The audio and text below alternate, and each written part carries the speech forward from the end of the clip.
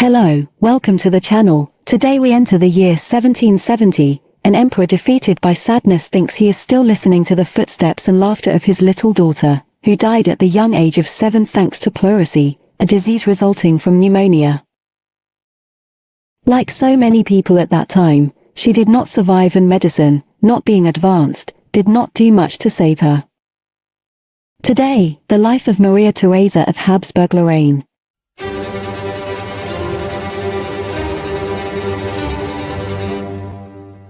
María Teresa of Habsburg-Lorraine and Bourbon-Parma was born on the 20th of March 1762 in Schönbrunn Palace, Vienna. Her parents were none other than the Holy Roman Emperor Joseph II and his wife at the time, Princess Elizabeth of Bourbon-Parma, granddaughter of King Louis XV of France. María Teresa was the only surviving child of the marriage, as her mother died of smallpox when she was pregnant for the second time. On her deathbed, she assured María Teresa that she would have the same sad fate as her own. María Teresa was only 1 year old at the time. After her mother's death, her father was devastated by the loss of his wife and took refuge in the affection of María Teresa, his only remaining daughter, forging a very special bond between father and daughter.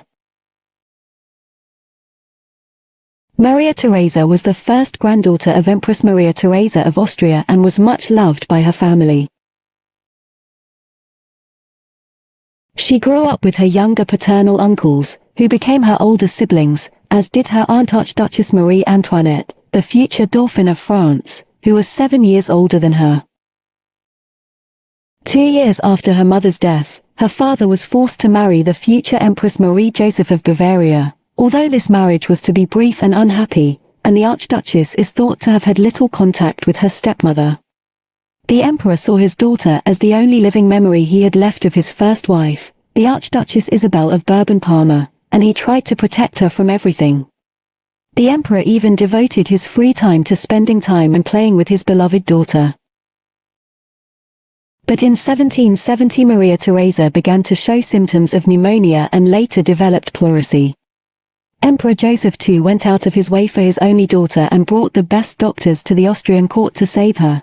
But medicine was so little advanced at that time that they could do little to save her life, and on the 23rd of January 1770 she died of high fever in Schönbrunn Palace. Her death was deeply felt by the Austrian imperial family, but the one who suffered most from her loss was undoubtedly her father, the emperor, who was completely heartbroken for life and even went so far as to say, "I have lost my only consolation and joy."